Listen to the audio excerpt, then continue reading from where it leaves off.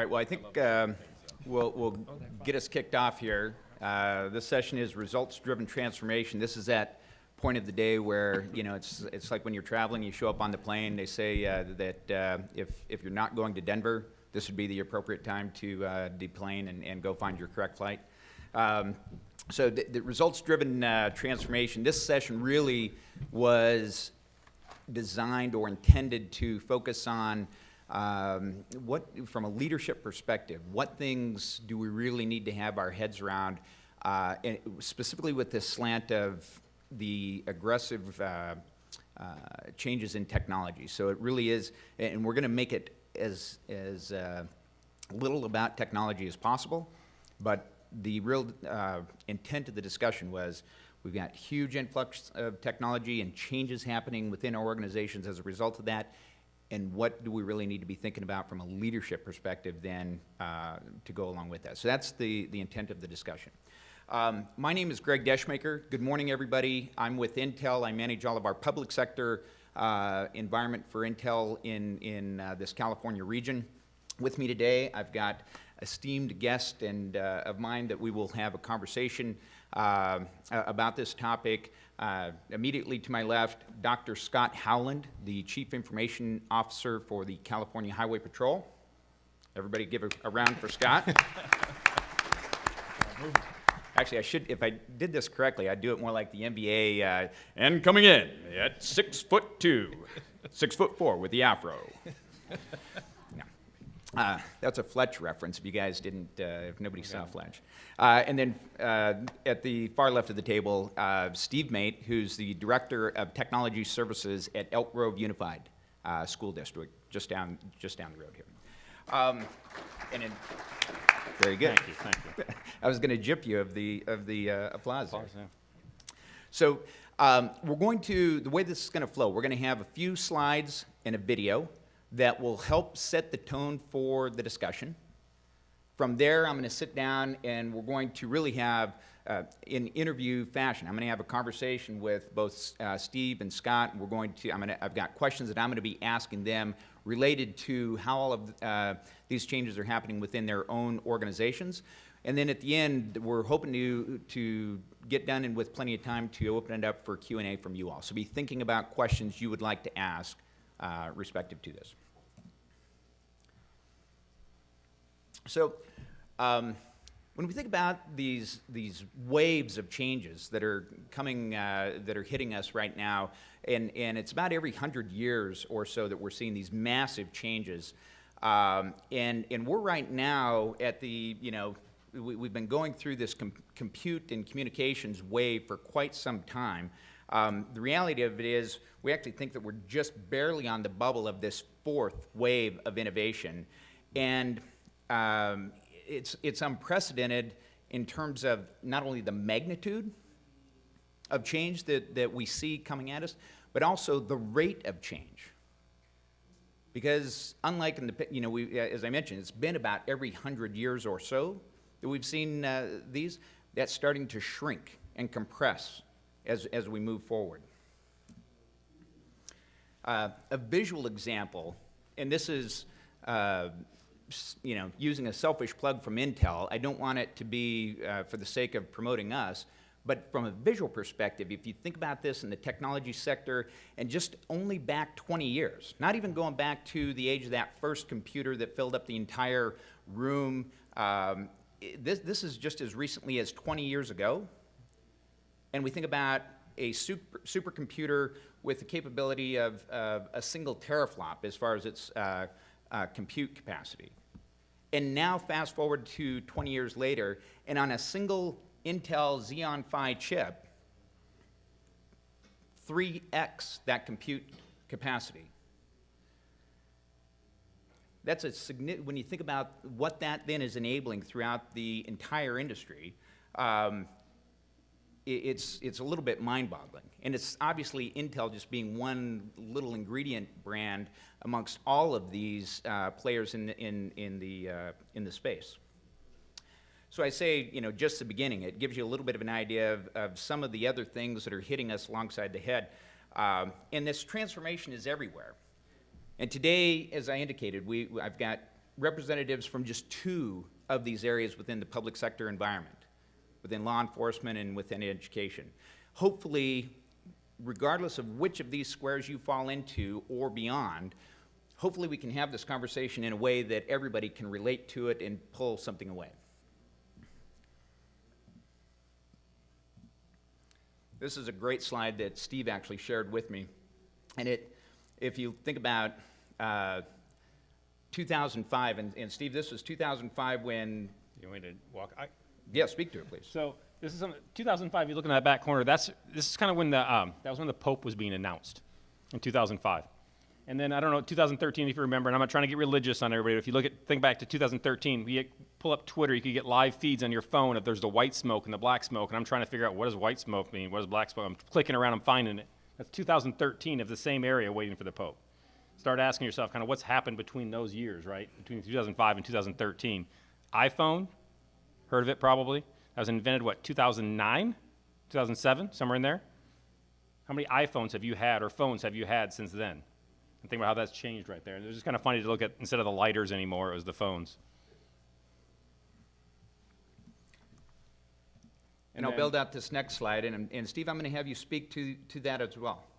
And it's the same type of thing that in education, and I'm sure it probably is the same for you too, where we move very slowly. So if you look at 1940 classroom right there, you can see right there we had rows, we had a teacher in front of the room, a chalkboard in front. If you have kids or know of kids, classrooms, 2013, still kind of set up maybe the same way. You might have a cool new chalkboard in front, you might have a new overhead, you might have a document camera or a computer up front, but instruction, basically still the same, right? That you had kids sitting in rows, teacher in front, learning that way. And that was 2013 or so, and then we've had this massive change now since 2013 where we've seen an incredible influx of devices out there, and we've been, not forced, but it's been a good thing, right? We have a lot of new things out there. So between 2013 and now, classrooms are starting to change and evolve at a more rapid pace than we've ever seen before. That was, what is that, 50 years or so of difference in those first pictures. Now looking at the last 2 within 3 years, how things have changed. And so technology is a tool to really help great teaching out there. Now we're going to watch a quick video here.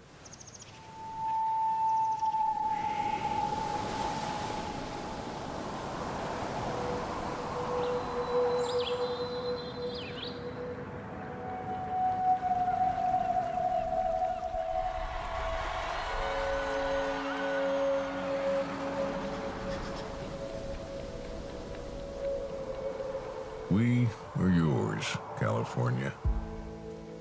It is our privilege to serve our golden home out west. We've driven your roads for quite some time. Perhaps you've seen our colors. A shining point of light amid your vast and varied landscape. In the desert and the forest, from the mountains to the sea. We are many, and we are one. You see, the road is a place we call home.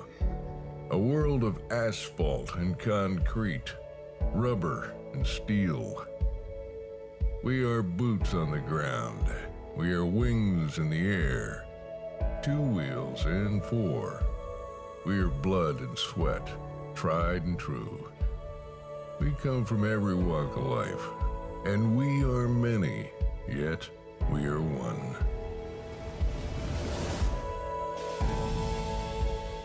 When you call for help, we'll pick up the phone.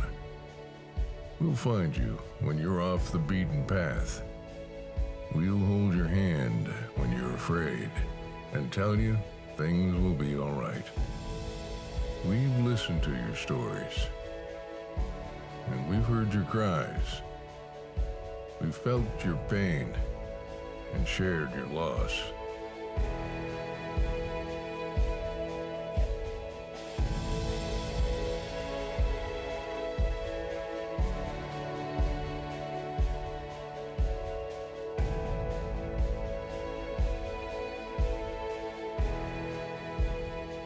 You give us purpose, and we will give everything to protect you.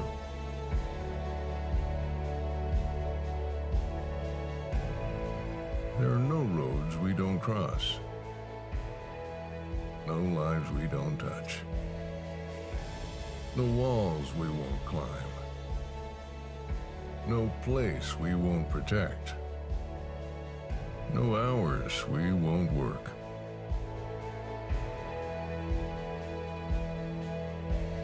Our work is the kind that doesn't end.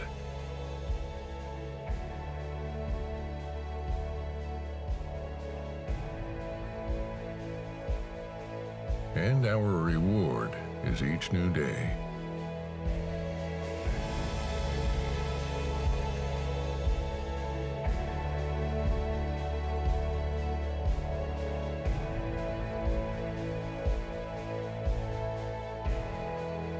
Your trust has paved the way for our success.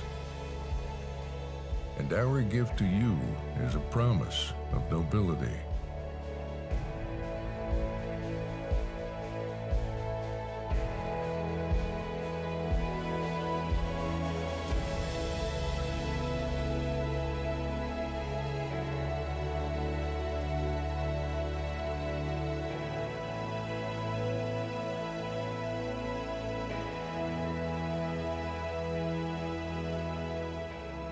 We will stand watch through the night, through wind and rain and snow and sun.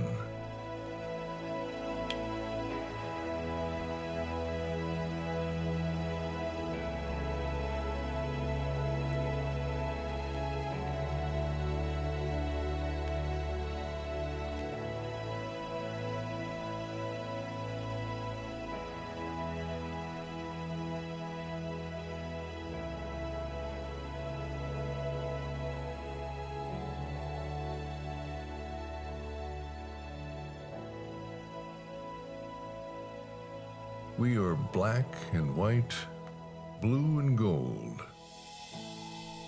We are many. We are one.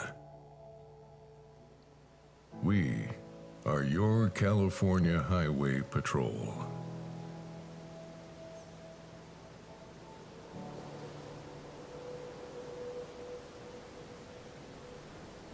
Don't we live in a beautiful state? And I love this video, not because we're hiring, which we are, but I love this video because it has nothing to do with technology and nothing to do with change, but all about our mission. And I think whenever we talk about transformation and change, we've got to make sure we remember the most important thing that we all deal with. The video talked about our mission. Each of your organizations has a different mission, but it's equally as important with what you do. And as we look at transformation and change, especially when it comes to technology, we really need to make sure we focus on our mission so that when we do change, it helps us accomplish our goals, doesn't hinder us. And there's one of the themes in the video that I want you to keep in mind as we have our discussion today, and that theme is we are many and we are one. We use it in the video to talk, many people make up our organization. We've got 7,200 of our uniformed members that you identify and see driving a black and white patrol vehicle on our highways. But we've also got 3,500 professional staff supporting those uniformed members out on the road. And if those 3,500 support people don't get it right, our folks on the road can't get it right either. And so as we talk about transformation, it's important to all have the concept of we are many, but we are one, to ensure we're all working together. And as we look at transformation, we got to have our technology folks together. We got to have our business folks together. We got to have our union folks on board. I did say union, yes. To be successful in what change we're trying to accomplish. Because if we really start out with the right focus, our success rate is going to be much higher and we'll be able to accomplish a lot more. And I think the other thing that the video reminds us of is we need to change with a purpose. We were talking earlier about there's a big attraction of shiny things when it comes to technology, but we really got to drive that back to what our purpose is in order to be successful. Yeah, thank you, Scott. I mean, honestly, that's, I think you summed up, we can all leave now, because that was really what, when we think about the purpose of today is getting all of us to be thinking along those lines. So, well said. So let's jump in. to some Q&A. And as I shift mics, can you guys hear me okay? Okay. And I want the two of you, first off, talk to me a little bit about transformation. Give me an example or two, trying to be as specific as possible, of real transformation that you see happening underfoot right now. And I think, Scott, you already, the video showed some of these things, but maybe speak to that a bit as to some specific things happening. Absolutely. Well, I wanted to give one technology example, but in order to talk about it right, I gotta pull my body camera out here just to make sure we record everything appropriately, Greg. So I'll put my body camera right on there. But one of the things that I wanted to mention is that we're in the process of testing body cameras for the CHP. And when you look at an organization our size, we make about 4 million contacts a year. And trying to roll out a new technology to really change how we record incidents, to enhance public trust, and really, when you look at it, it's how do we manage that data? And so we, as an organization, decided that we're going to do a pilot project. So we have our Oakland office and our Stockton office have body cameras live today. We went live back in November, and we're using that to really learn about the technology and what we need to do in order to be successful with that technology. And I think it's important to really, when you look at different technologies, for us it happened to be body cameras, of the complexities that are involved in a decision like that, because it's not as simple as putting a camera on and press and record. But I think sometimes we oversimplify things, and it's really all the work that needs to go in before you implement that technology that's really, really important. And I'll give you a couple examples. Before I got into body cameras, what we ended up doing is we ended up pulling our technology folks, our business folks, and our union together to come up with our policy. And before I dove into the policy, I had no idea how complex it was. My initial thought was, we've got a mobile video recording device, in-car mobile cameras, how difficult can body cameras be? Man, I'll tell you, it's night and day difference. Because our patrol cars don't go to places where there's an expectation of privacy. Our patrol cars stay on the street. They don't go into people's homes. They don't go into the emergency room. They're not there when the doctor's examining a suspect. And you got other people in the emergency room that you got to worry about. And it was amazing as we went through that process of being able to refine and put that policy in place to govern how that pilot project's going to work. Of course, we also acknowledge that as we go through the pilot, is our policy probably going to change?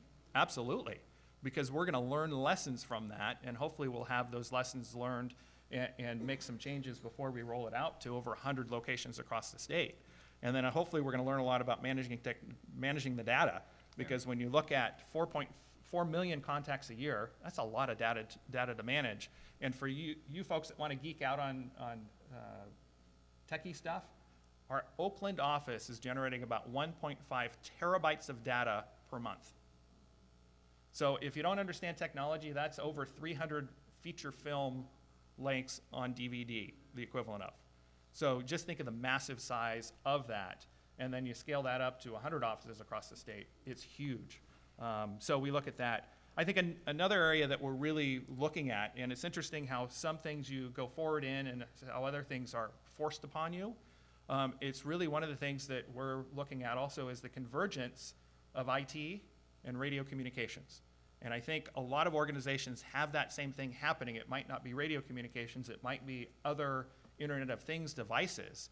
But as those things come together, there's all sorts of considerations to look at and to really understand. And I think as we look at it, we've got 25 communication centers, all with radios, systems out there. And then you take the traditional roles and responsibilities of employees that deal with land mobile radios, and then you have IT staff. Where's the dividing line? Where does it change? And those are big things that we're struggling with as far as how do we make sure we get the right balance as far as the roles and responsibilities. But how do you make sure as you do that, you leverage the technology to be able to use all that's available and do it in an effective, cost-efficient way? Now, it's interesting. When I think about the mandates or those forces driving adoption of body-worn camera, I think back into the retail space, back into the early 2000s, where RFID was really becoming a thing. And you had the likes of Walmart driving all of their suppliers, mandating that all of their suppliers have RFID on either at the pallet level or at the unit level. And it was interesting to watch the likes of Levi's or any of these suppliers to a massive retailer or a retailer like Walmart, as they were. It was a mandate that they had to do, but we saw this interesting notion of some would just simply do it as a checkoff. They would put the RFID tags at pallet level just to meet the minimum requirements or specifications that were mandated, and that was it.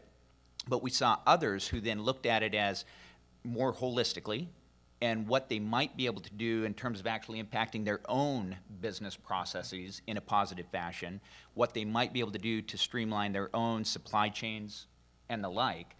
And I think that those are good examples of when we see these things that are happening, and if we look at it in a silo and do just the checkoff and the minimum requirement, yes, we might meet the requirement, but we may miss a tremendous amount of opportunity, and or we might actually create a great deal of complexity that wouldn't have otherwise had to be there if we would have thought more holistically. And again, not just about the technology, but about the overall business processes. Steve, I want to pass the ball to you a bit, and before you give me an example or two in the transformation space, give the audience here a little bit of an idea of what's going on at Elk Grove Unified these days. You guys are facing a lot of change. So speak a little bit to the world of Elk Grove Unified School District. Okay, thank you. And first of all, I think I might want to get to an RFP on some data storage for you, just to help with that, with all that data coming in there. But Elk Grove Unified, I know we are just up in Sacramento, but we're just south of here, and some people don't know much about Elk Grove. So just wrote some notes down here. Was Elk Grove Unified, we're the 5th largest school district in the state right now. We have about 62,000 students with about 5,000 employees. We cover 320 square miles. And that's about a third of Sacramento County. So we're a pretty large district just south of here. Just over half of our entire population is free and reduced lunch, which means kind of at that poverty line. We have over 90 languages being spoken. Technology-wise, well, actually, before I get to that, is that you'll know that also about 80% of our budget is on people. So we are 80% all about people. We've got kids. Everything we do is centered around people. So when we start talking about IT and everything like that, is that we're a very small portion of that everything is driven around people, and it's the connections that we talk about with the teacher and the student. That's what makes that difference. So everything that we do drives around that. But technology-wise, we still do it all, right? We handle all the desktops and laptops. We've got about 40,000 devices, district-owned ones, not to mention all the cell phones and everything that are out there. We manage our student information system, which is our core system. Handles from kids, I call it from kids from being checked in to graduating. How do I get them in to register them, and then transcripts out to go to college and everything from there. That's how we get our money, right? How we take attendance. We have to have kids at school. We manage our financial and HR systems. We do payroll. We manage our radios, our phones, all the same stuff you'd imagine to happen in an IT shop, we still take care of in our district. So while people think schools, we think of a couple, your neighborhood schools and so on. It's a big, large business going on down there. And one of the big initiatives we have right now is growth. We are at a spot right now, we are growing, and one of the best ways that I talked about is we can make a connection to kids is to get better as ourselves. And our superintendent always drives home is the only way we get better at connecting with the kids is to get better ourselves. So we need to make sure that we retain and create and recruit the best and the brightest people. And one of the driving things we've been working on is an inward versus an outward mindset. And if you've read some books around, you might know what I'm talking about. And what happens so often in organizations is we start to get into our silos. We have an inward mindset. We worry about my world. I'll worry about IT. Facilities will worry about facilities. Payroll will worry about payroll. We all kind of get into our own boxes. We stay there, and we view IT as an obstacle. They're in my way to do things. Or I try to do something, and it's facilities. Facilities is doing this. They're in my way. They're obstacles, not helping to work together. And when we go to an outward mindset, what we're trying to do is to move everybody to view other successes and what other people are trying to do and have those conversations so we understand everybody else's outcomes. And my successes as an IT department are based on everybody else's successes. How does facilities get their stuff done? How do students get better? So those are things we're working at, and that's a huge district push that we're working towards. So that's training of leadership on how we do that. That's changed our hiring practices. What questions are we asking? Who are we looking for? It's not about the IT, it's about those personal connections. And that's what we're really trying to change in our district, because as we grow drastically, as we go, as I said, from 62,000, we're looking to go to 100,000 students. And adding on up to, we have 65 schools right now. We've got 2 next year, and we're looking to add close to, we'll be up to 100 schools. So that growth is going to happen. So how can we go from this small district that we were, this small little suburb of Elk Grove, that a few years ago was even putting up 3 to 5 schools a year, to how do we get to the next 100 schools we're getting in there, and how do we maintain that? And it's the best way to do it is to get better ourselves and to look at others as not as obstacles, but as ways to how can we help them? And once we help them, it'll make us all better. And so that's one of the biggest changes we're trying to do right now. It's not about new systems. It's not about trying to put in the greatest and latest, and I love the shiny light. I get distracted. I love those shiny toys. But unless it makes a difference and can really get in the hands of a teacher and use it effectively to really help those students and those kids, it's just kind of a waste of money. So those are the big things we have going on right now.